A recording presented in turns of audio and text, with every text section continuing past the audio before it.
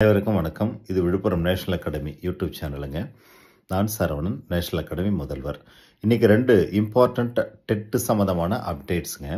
ஒன்று, எஸ்ஜிடி எக்ஸாமுக்கு உண்டான ஹால் டிக்கெட் டிஆர்பி போர்ட்லேருந்து இஷ்யூ பண்ணிட்டாங்க, ஓப்பன் பண்ணிட்டாங்க. டவுன்லோட் பண்ண வேண்டியதான். நீங்கள் யூசர் நேம் பாஸ்வேர்டை யூஸ் பண்ணி இம்மிடியேட்டாக டவுன்லோட் பண்ணி வச்சுக்கோங்க. எக்ஸாம் கன்ஃபார்ம் ஆகிடுச்சு. சில பேர் எதிர்பார்த்தாங்க எக்ஸாம் கொஞ்சம் தள்ளி போனால் நல்லாயிருக்குமே அப்படின்னு எதிர்பார்த்தாங்க. ஆனால் ஏற்கனவே சொன்னபடி இந்த மாதம் குறிப்பிட்ட நாளில் எக்ஸாம் கன்ஃபார்மாக நடக்க போகுது. 20 days பிஃபோர் ஏன் ரிலீஸ் பண்ணியிருக்காங்க அப்படின்னா, கடைசி நேரத்தில் நெட்வொர்க் இஷ்யூவால் டவுன்லோடிங் ப்ராப்ளம் வந்தாலும் வரலாம்.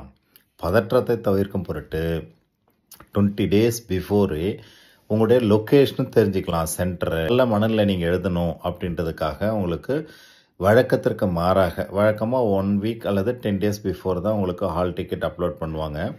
ஆனால் இப்போது 20 நாளுக்கு முன்னாடியே ஹால் டிக்கெட் டவுன்லோடிங் ஆப்ஷன் கொடுத்துட்டாங்க. அப்போ இந்த 20 நாள் இப்போ ஆரம்பித்தா கூட சூப்பர் எக்ஸாம் எழுதி இந்த எக்ஸாமில் போயிடலாம். அதற்கு அடுத்தது இனிமே டெட் எழுத போகிறவங்களுக்கு உண்டான ஒரு அப்டேட்டு. புதிய மாநில கல்விக் கொள்கையின் அடிப்படையில் இனி வரக்கூடிய தேர்வுகளில் சில மாற்றங்களை செய்யலான்னு பரிந்துரை தான் செய்திருக்காங்க தமிழக அரசுக்கு. இது சட்டமாகவோ அல்லது இறுதியான முடிவோ கிடையாதுங்க.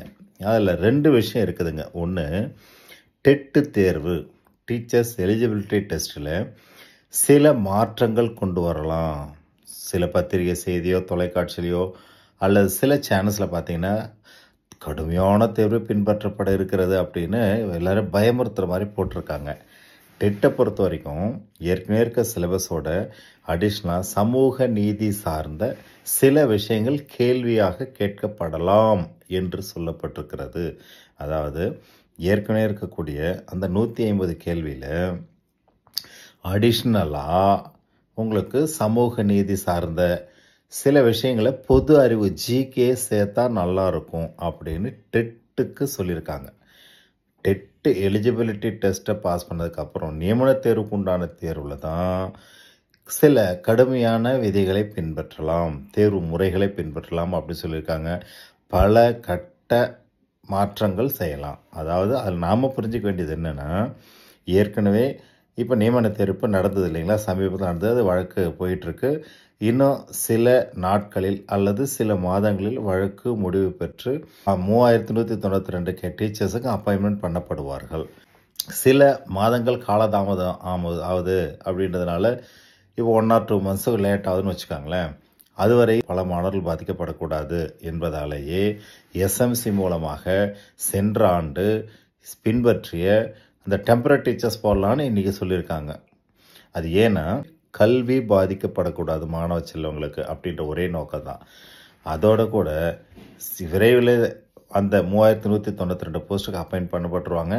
விரைவிலே அவங்க டீச்சர்ஸ் ஆகிடுவாங்க. அவங்களுக்கு ஒரு கவலை இல்லை. இனிமே இப்போ டெட்டு எழுதக்கூடியவங்களுக்கு சில மாற்றங்கள் வரலாம். டெட்டு பாஸ் பண்ணதுக்கு அப்புறம் இனி வரக்கூடிய நியமன தேர்வு எழுத போகிறவங்களுக்கு சில மாற்றங்களை கொண்டு வரலாம் என்று பரிந்துரை தான் செய்திருக்கிற வழியே செய்தியாகணும், பின்பற்றியே ஆகணும்னு தமிழக அரசுக்கு சொல்லலை. தமிழக அரசு உடனே அதை ஏற்றுக்கொண்டு இம்மிடியேட்டாக வரப்போகிற எக்ஸாம்லையும் இம்ப்ளிமெண்ட் பண்ண போகிறோன்னு சொல்லலை. மாற்றங்கள் இருக்கலாம், அல்லது வரக்கூடிய தேர்வில் மாற்றங்கள் இல்லாமல் இருந்து தற்போது நடைமுறை பின்பற்றலாம், அல்லது அடுத்த ஆண்டோ அதுக்கு அடுத்த ஆண்டோ வரக்கூடிய நியமன தேர்வில் சில மாற்றங்கள் இருக்க வாய்ப்பு இருக்குதுன்னா, கடுமை அப்படின்னு உங்களுக்கு ஏற்கனவே ரொம்ப கஷ்டப்படுத்தி உங்களை எக்ஸாம் எழுத வச்சு எடுக்க போகிறாங்க அப்படின்ற மாதிரி நீ மீன் பண்ண வேணாங்க. பயப்படாதீங்க, நிறைய நாட்கள் இருக்குது. அதனால் தெளிவான ஒரு புரிதலோட படிக்க ஆரம்பிப்போம். எனிவே நீங்கள் படிக்க வேண்டியது டெட்டு பேப்பர் 1னா 5வது வரை அப்படின்றத 10வது வரைக்கும் படிச்சுனாங்க. அதாவது 1 to 5 தான் கிளாஸ் எடுக்க போகிறாங்க. 1 to 5 தான் சப்ஜெக்டாக இருந்தாலும் கண்டிப்பாக 8வது வரைக்கும் கேட்பாங்க. சில கொஸ்டின் 10வது வரைக்கும் வரும் பேப்பர் 1க்கு. பேப்பர் 2 பொறுத்த வரைக்கும் எலிஜிபிலிட்டி டெஸ்ட்டுக்கு 6 to 8 தான் சிலபஸாக இருந்தாலும் கூட நிச்சயமாக 10வது வரை கேட்குறாங்க. சில கேள்விகள் 11, 12 வரைக்கும் போகுதுங்க. ஆக பேசிக் ஃபவுண்டேஷன் பார்த்திங்கன்னா 6 முதல் 10ஆம் வகுப்பு வரை உள்ள அனைத்து பாடங்களையும் நேரம் கிடைக்கும்போது தவறாமல் நல்லா படித்து வச்சுக்கணும் டெட்டு எலிஜிபிலிட்டிக்கு. நியமன தேர்வுக்கு உங்களுடைய மேஜர் சப்ஜெக்டில் தான் மேக்ஸிமம் கொஸ்டின் வரும். அதை நல்லா தரவு பண்ணிட்டாலே எந்த தேர்வதை உங்களுக்கு பின்பற்றுவதாக இருந்தாலும் மேக்ஸிமம் மார்க் அதில் 10% 150க்கு அபவ் 100 இப்பொழுது இருக்கிற தேர்வு முறையே தான் ஃபாலோ ஆகும். அதனால் நீங்களாம் பயப்படாதீங்க. சில மார்க்கில் தவற விட்டவங்க கூட நீங்கள் இன்னும் டீப்பாக படிக்க ஆரம்பிங்க. அடுத்த தேர்வு உங்களுக்கு தான் அப்படின்ற எய்மோடு இருங்க. நிச்சயமாக உங்களால் பாஸ் பண்ண முடியும். இன்னும் கடுமையாக தான் போவோம் அடுத்தடுத்து அப்படின்றது எளிமையாக இருக்காது, கடுமையாக்கப்படும். அப்படின்றதுனால வர வாய்ப்பை மிஸ் பண்ணாதீங்க. அடுத்த எக்ஸாமு நான் தான் ஃபஸ்ட் ஆளாக இருக்குன்னு நான் நினச்சி படிங்க.